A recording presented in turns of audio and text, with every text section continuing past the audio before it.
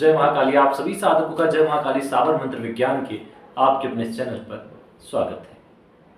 आज एक महत्वपूर्ण विषय पर चर्चा करेंगे जिससे आप लोगों की काफ़ी ज्ञान वृद्धि होगी। साधनात्मक क्षेत्र में सनातन धर्म से सभी जुड़े लोग अवश्य ही ये चाहते हैं कि उन्हें पूजा का सही विधान पता होना भी चाहिए। जैसे एक दिव्य मूर्ति को यदि सही तरीके से पूजन ना किया जाए, जो उसका विधान है, तो उसकी दिव्य ऊर्जा लुप्त हो जाती है और उससे मिलने वाले लोग जो लाभ हैं उनसे लोग वंचित हो जाते हैं। ऐसा स्कंद पुराण में उल्लेख है और आदि गुरु भगवान शंकराचार्य ने भी इस विषय पर यही मत प्रकट किया है।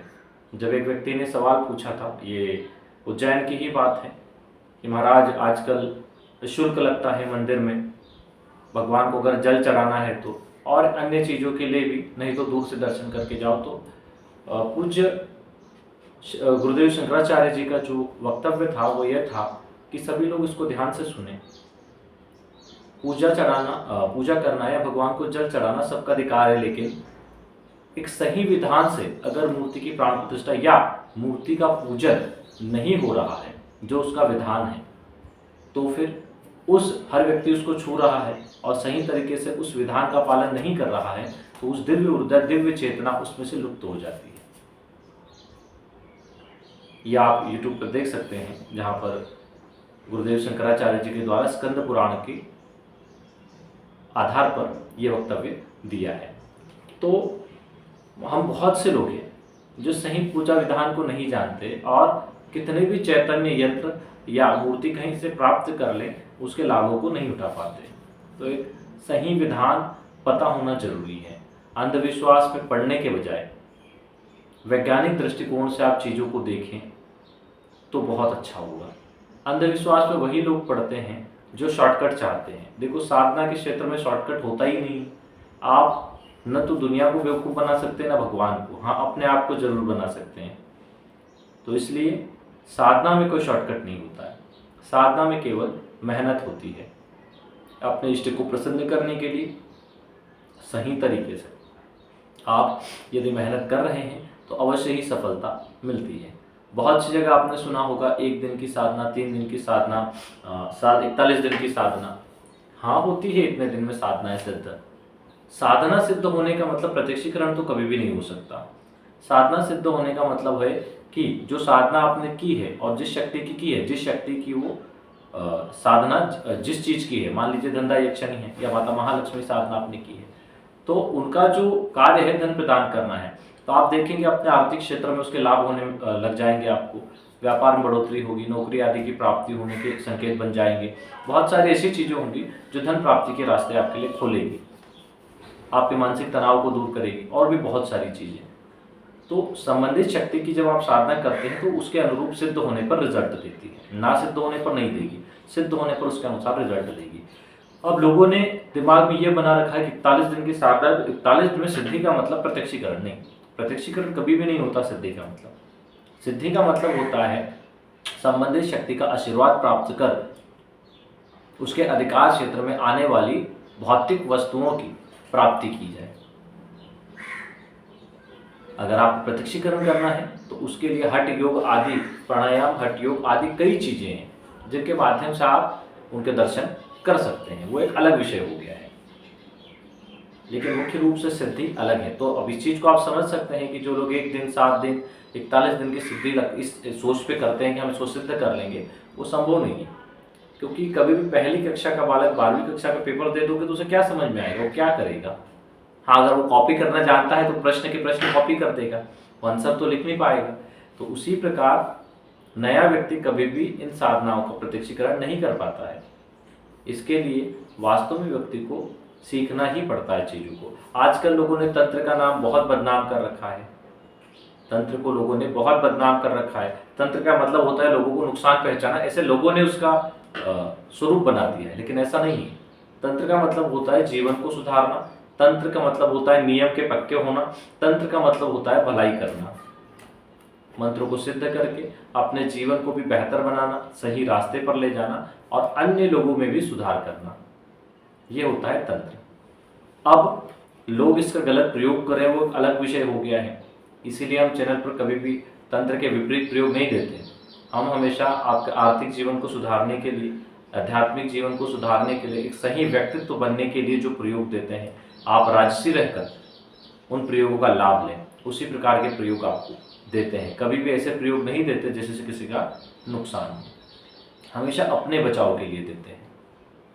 तो अगर आप उनको करते हो तो उनके आर्थिक लाभ अवश्य ही मिलते हैं। जीवन में समस्याएं सभी लोगों को रहती हैं। कुछ लोग होते समस्याओं से डर के भागते हैं, कुछ लोग होते लड़के जीतते हैं। तो साधना का क्षेत्र आपको उन समस्याओं से लड़के जीतने की क्षमता प्रदान करता है, उन समस्याओं पर विजय प्राप्त करने की साहस और सामर्थ्य प्रदान करता है। इसीलिए व्यक्ति को हमेशा साधनात्मक बने रहना चाहिए। उससे होगा क्या, आपके विचार बहुत अच्छे रहेंगे, आप गलत कामों से दूर रहेंगे, आप अच्छे कामों में भरोसा करेंगे, दान में भरोसा करेंगे, लोगों से अच्छा व्यवहार बनाने में भरोसा करेंगे। आपके घर में कितना ही कलेश होता हो, आप अगर धार्मिक हैं, दोनों टाइम गूगल की धूप दे रहे हैं, घर में भजन भक्ति कर रहे हैं, अवश्य फर्क पड़ेगा, अवश्य फर्क पड़ेगा। आपके यहाँ सुबह से शंख और घंटी की ध्वनि हो रही है, अवश्य फर्क पड़ेगा। ज़्यादातर हमने देखा है जिन घरों में नॉनवेज और शराब का सेवन हो रहा है, वे लोग बहुत परेशान हैं, बहुत ज़्यादा।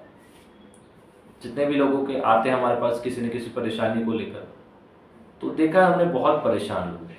अब कई बार लोग आते हैं, समय नहीं रहता है, फ़ोन पे ऑडियो के माध्यम से ही बात होती है, रिकॉर्डिंग के माध्यम से ही बात होती है। लोग फ़ोन पे फिर पूछते हैं कि गुरुजी कब मिलेंगे, तो अब जैसा हमें समय होता है हम रिकॉर्ड करके वैसे भेज देते। टाइप करने इतना समय नहीं होता है, तो बोल देते जब भी समय हो। अब बहुत से लोग गुरु दीक्षा के लिए चाह रहे हैं, तो अभी समय नहीं है। हमने उनको भी बोल रखा है कि नवंबर दिसंबर में अगर गुरु आज्ञा होगी तो दीक्षा हो सकती है, नहीं तो नहीं हो पाएगी। तो इसलिए हमने सारी चीज़ें पहले ही बता दी है, ताकि आप हमारे भरोसे ना बैठे। आपको कहीं और से गुरु दीक्षा लेनी हो तो आप ले लें, क्योंकि हमारे पास समय का भी अभाव और बिना गुरु आज्ञा तो कुछ होता नहीं है।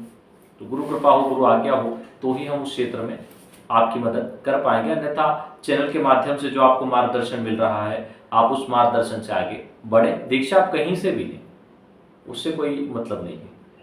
ज्ञान प्राप्ति के लिए तो कोई भी आगे बढ़ सकता है। भगवान श्री राम के जो पहले गुरु थे वशिष्ठ जी, उनके बाद में उनके दूसरे गुरु से विश्वामित्र जी हुए।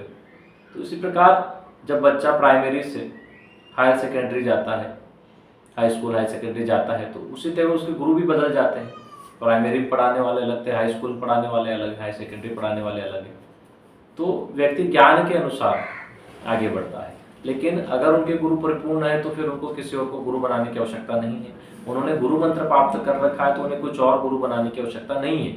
बहुत से लोगों को हमने देखा है कि वो 2-2 3-3 जगह गुरु मंत्र लेते हैं, गुरु दीक्षा लेते हैं, लेकिन नहीं करना चाहिए। हाँ, वो बात अलग है कि आपके गुरु जो हैं वो सारा वेदोक्त तरीके से, सात्विक तरीके से केवल जो है ज्ञान देते हैं आपको, साधना आदि नहीं करवाते। तो साधना के क्षेत्र में फिर आप दूसरा गुरु बना सकते हो। तो उसके लिए आप अपने सही गुरु का चुनाव करें और करें। सीखते सीखते ही आर्थिक लाभ शक्तियों के उठाए जा सकते हैं। तो आप कोशिश करें ज़्यादा से ज़्यादा सीखने की। अपनी दैनिक, आपको बहुत गुस्सा आता है, लोगों से आपकी पटती नहीं, झगड़े हो जाते हैं, ठीक है, तो आपको अपना थोड़ा बहुत समय पूजा में जरूर देना चाहिए, सुबह और शाम को। मन भी शांत रहेगा, आचार विचार बदलेंगे, लोगों का आपके प्रति व्यवहार बदलेगा, काफ़ी सारी चीज़ें होगी। तो अपने आप को बदलने की कोशिश करिए, बुरे से अच्छे बनने की ओर जाने की कोशिश करिए, अपने क्रोध पर नियंत्रण करने की कोशिश करिए, क्योंकि साधना के क्षेत्र में इन सब चीज़ों को त्यागना पड़ता है। ना आप क्रोध करेंगे। हमने बहुत से लोगों को देखा है घर में माता पिता की नहीं सुनते, पत्नी को, माता पिता को कुछ भी बोल देते हैं, गाली वगैरह दे देते हैं, और वो लोग साधना सीखने की इच्छा करते हैं। आप बताइए साधना उन्हें कैसे प्राप्त होगी? ऐसे लोगों को जो अपने जीवन के पहले गुरु, माता पिता, जीवन संगिनी आदि का सम्मान नहीं करते। तो शक्तियाँ भी देखती है ना कि आप क्या हो। जब आप उनका आज सम्मान नहीं कर रहे हो, आपको कोई सिद्धि प्राप्त हो गई, तो उसके बाद आप क्या करोगे? आप तो किसी का सम्मान नहीं करोगे। कहते हैं ना कि जो घर में किसी का सम्मान नहीं कर रहा हो, बाहर क्या करेगा? आप लाख बाहर अच्छे हो जाओ, अगर आप घर में अच्छे नहीं हो तो आपकी तरक्की नहीं हो सकती।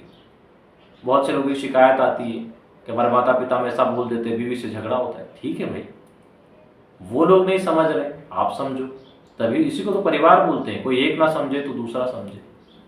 और जो लोग माता पिता को पहला गुरु मानकर उनकी आज्ञा का पालन करें, पत्नी के साथ अच्छा व्यवहार। बहुत से लोगों की एक समस्या हमारे पास आती है, हमारी माँ की और पत्नी की नहीं पटती। तो भाई तुम उस चीज़ को पटाओ, कैसे पटेगी? तुम उस चीज़ को सही बैलेंस करो कि माँ और आपकी पत्नी दोनों सही से कैसे रहें। बिठा के समझाओ, बार बार समझाना पड़े समझाओ, हर घर की समस्या हो।